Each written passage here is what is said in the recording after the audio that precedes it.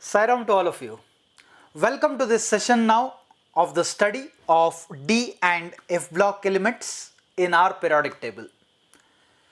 In our curriculum, this happens to be the 8th chapter, which comes under the study of inorganic chemistry. So, in the first place, what is inorganic chemistry? Chemistry is basically a study of all the elements that are present around us, some of them naturally available, some of them being produced artificially. And inorganic chemistry tries to deal with the study of these elements either individually or as groups. How are groups made generally? Whenever you form a group, you see to it that there are some similarities available.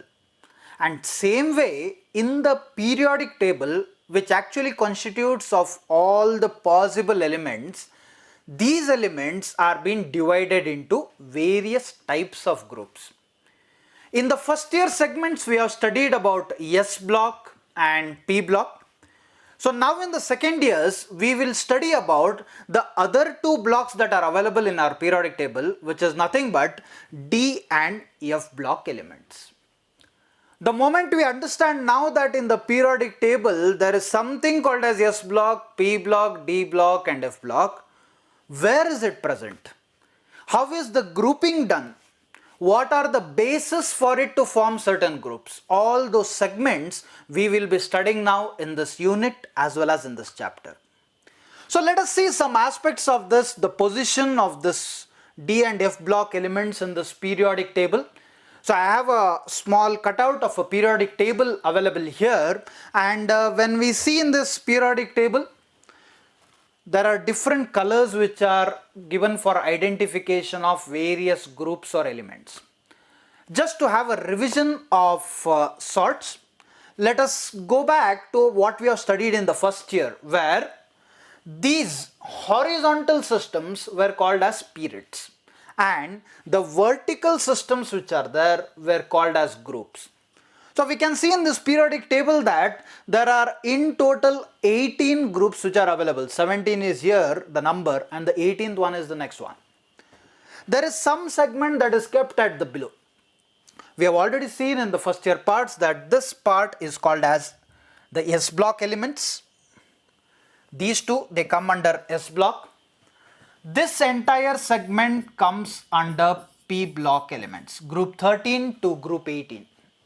So this part which is written in yellow colored form, this is called as D block elements. Why is it called as D block? These factors let us study over a period of time. But this part, which is the central area in between S and P block, we call them as D block, and those which are present at the bottom, where in this periodic table they have shown it in green coloration and reddish brown coloration, this we call it as F block elements. So what does this mean of forming groups? Once again, reviewing some properties that we have studied, these groups were formed in S and P block depending on their nature of reactivity. If you remember, if I take an example of say sodium, what is the atomic number of sodium? The atomic number is 11. And it was seen that all these people who are there here are able to lose one electron. Why they lose one electron is because they can lose one electron and form similar like noble gases. So all these people hold a charge of +1. Similarly, people here, they hold a charge of +2. Why do they hold a charge of +2? Is because being here, they can lose 2 electrons and form a noble gas. Come on the other side, this holds a charge of -1, all the people, because all of them can gain 1 electron and become like noble gas. Similar to this, we have -2, -3 possibilities.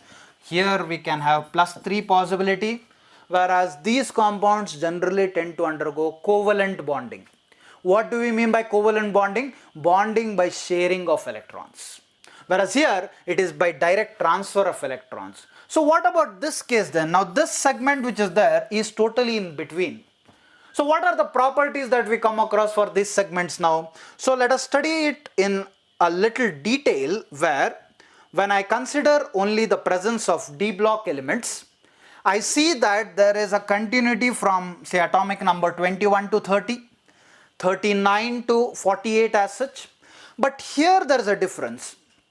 You start with 57, in this case here you start with 57 and suddenly you go to 72. Even here you start with 89, suddenly you go to 104, because there are segments which are a continuity of lanthanides and actinides which we classify as F block elements. So this segment which is there, you cannot assign a particular oxidation number to this because they are not very directly related to the noble gases. So these segments tend to have something called as variable oxidation states. This is a possibility here because they are not present at the sites so that they can directly go and form a noble gas. So many such oxidation states can be possible in this d block elements. Some important elements in this d block elements where we see iron, which is used for many industrial processes. Many places we have this iron railings and all. We have copper metal here, which is used as a very good insulator. Along with this, we have some noble metals also. What are noble metals? Those metals which are of high economic importance and they are not very reactive also. For example, we have silver, we have gold here, we have platinum. Where do we listen all these compounds? These are mainly used in jewelry and other things. That is why they are called as noble metals, because they are not very reactive and they are costly metals which are available. Along with this, this is one property of the segment. We also have other reagents like nickel, palladium, platinum. Where have you come across these three elements at a stretch? Remember organic chemistry of first year. You used these elements as reducing agents. If you remember the reactions of conversions from alkenes to alkanes, alkynes to alkenes and alkanes, you will see that you had used these elements as reducing agents in those cases. We also have some elements like chromium and manganese which are used as oxidizing agents, compounds of this, potassium permanganate, potassium dichromate, which we will study extensively. Also, when we see certain elements here, we can analyze its role in our day-to-day life, where we also come across an element like mercury, which is used in the temperature readings because that is a liquid metal which is available. If these are some important elements of D block, we also have some important elements in this F block series. What is this F block parts and all which are there? One important metal that you see or element that you happen to come across is uranium. Where do you come across this uranium? Uranium is used in radioactive reactions. You must have heard some nuclear reactors like its presence in Kaiga, Chennai and other places. This is a starting material which is used in nuclear reactors. Also, there are elements like thorium which can be used there. Now remember that till around uranium, these are naturally occurring, but generally elements after uranium are artificially occurring in nature. So just to go about this entire segment as a continuity. So a small recap of all that we have seen here, that the D and F block elements are mainly those which are present between group 3 and group 12. Remember that F block elements are present in between the group D elements. This D block is called as transition elements. Now the question, why should we call it as transition elements? That is because when we see this periodic table, we realize that there is S block here, there is P block here.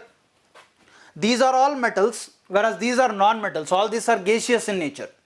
Fluorine, chlorine gas you obtain, oxygen gas you obtain, nitrogen gas you obtain. So you realize that there is a change of metallic form to non-metallic form. And this D block elements are in between these metallic forms and non-metallic forms. That is why we call them as transition elements. Transition indicates change. And this is called as inner transition elements because this is present inside these aspects of D block elements. So seeing this transition element segment here, we also have a certain naming of these compounds where 3D, 4D, 5D series which are there. These 3D, 4D, 5D series we come to know based on the periodic table that is present. This is actually the first period which is present here. This is second period, third period. Though this is fourth period, this segment is called as 3D series. Why it is so, we'll study at a later stage. This is called as 4D. This is 5D series. This is 6D. So why there is a decrease in one number, we will study further. Similarly, this is called as 4F. This is called as 5F. Remember, this 4F is present here where you have 1, 2, 3, 4, 5, 6, 7. So 4F is actually present where there is the sixth period. 5F is present where there is a seventh period. So why are these segments called? We need to study it over a period of time. So in this D block elements, we have something called as 3D, 4D, 5D, 6D. This is called as transition elements. This is called as inner transition elements. In that specially, we have the names of this as lanthanides. This is called as actinides because these two series start from the elements lanthanum and actinum. So this is a general aspect of the periodic table that we come across in these cases, and we will in further segments we are going to see what is the importance of these periodic parts which are there.